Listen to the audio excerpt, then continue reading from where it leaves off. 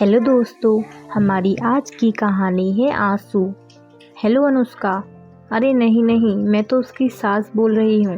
वह नहाने गई है। आप मुझे बता सकते हैं कोई बात है क्या समधी जी? माला जी ने अनुष्का के पापा अमित जी से फ़ोन पर कहा। अमित जी, वह तो अब अनुष्का ही बता सकती है, क्योंकि उसने अभी थोड़ी देर पहले ही मुझे फ़ोन किया था, पर मैं गाड़ी चला रहा था, उठा ना सका। ठीक है, मैं थोड़ी देर बाद फिर फ़ोन करता हूँ। फिर थोड़ी देर बाद अमित जी का वापस फ़ोन आता है। हेलो बेटा, कॉल किया था तूने? अमित जी ने कहा।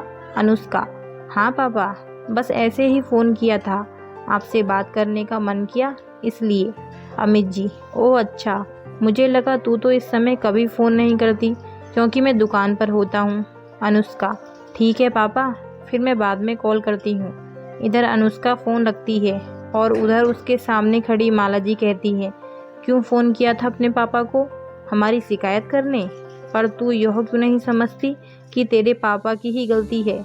अगर वह विवेक के बिजनेस के लिए मदद कर देते तो फिर तुझे भी इतनी तकलीफ़ नहीं होती। अगर उन्हें अपनी बेटी की फ़िक्र होती तो कभी भी विवेक को पैसे देने से मना नहीं करते।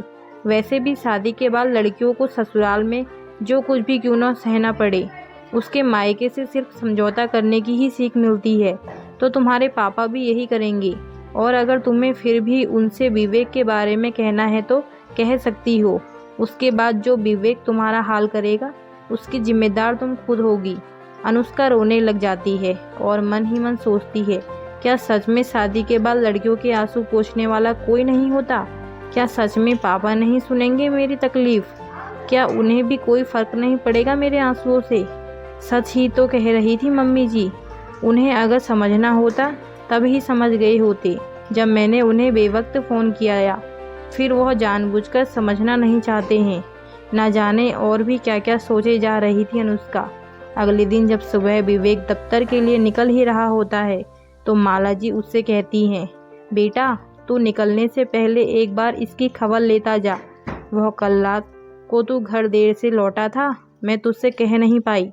तेरे पीछे से यह अपने पापा को फ़ोन पर हमारी शिकायत लगाती है। कल तो इसे मैंने रंगे हाथों पकड़ा। विवेक, अच्छा तो क्या बिगाड़ लेंगे इसके पापा? इसकी शिकायत करने पर भी वह आए क्या? और कौन अपने सर से बोझ को एक बार विदा करके बाद दोबारा लेना चाहेंगे? आप चिंता मत कीजिए माँ, इसे तो करना है करने दीजिए, और मुझे जो करना है मैं वह करूँगा। यह कहकर उसने अनुष्का के बाल खींचकर फिर कहा, तुम्हारी किस्मत में यह दर्द अब हमेशा के लिए जुड़ गया है।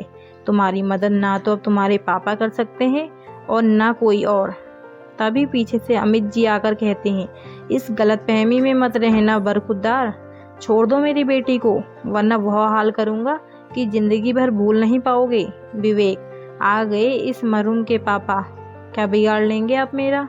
अगर मैंने छोड़ दिया ना आपकी बेटी को तो फिर रखना पूरी उम्र अपनी बेटी को अपने पास। अमित जी, ठीक है मैं रख लूँगा, मेरी बेटी है, मेरी जिम्मेदारी। हाँ सौंपा तुम्हें था, पर तुम उसके लायक नहीं निकले।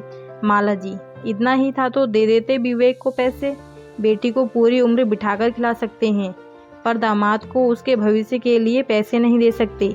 आप लोग भी अब बड़े चालाक होते हैं। अमित जी, भीख ही मांगना था तो किसी मंदिर के बाहर या स्टेशन पर बैठ जाते। यह किस तरह की भीख है जो देने वाले को ही मार रहे हैं? आप लोगों को तो आपकी ही भाषा समझ आएगी। चिंता मत कीजिए, उसका भी इंतजाम कराया हूँ।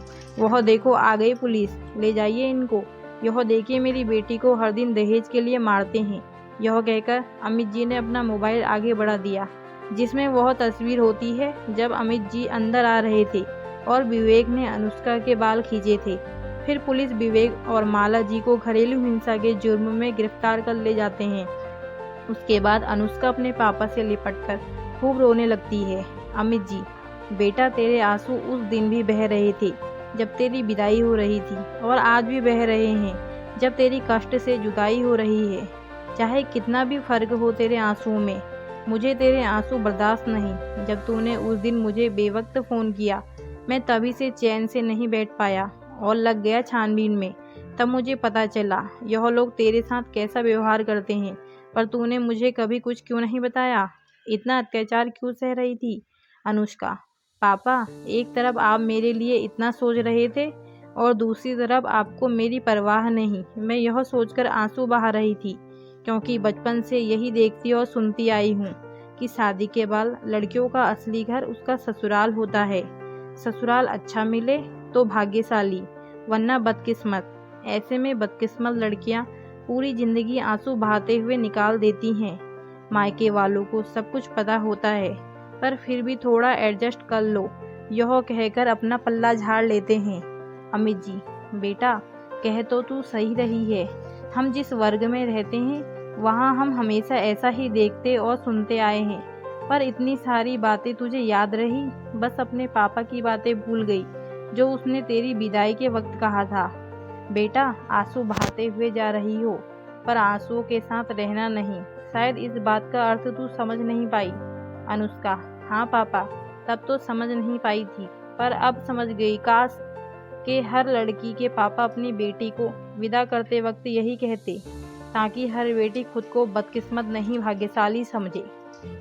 तो दोस्तों, अगर आपको आज का वीडियो पसंद आया हो, लाइक, कमेंट एंड चैनल को सब्सक्राइब करना ना भूलें। धन्यवाद दोस्तों।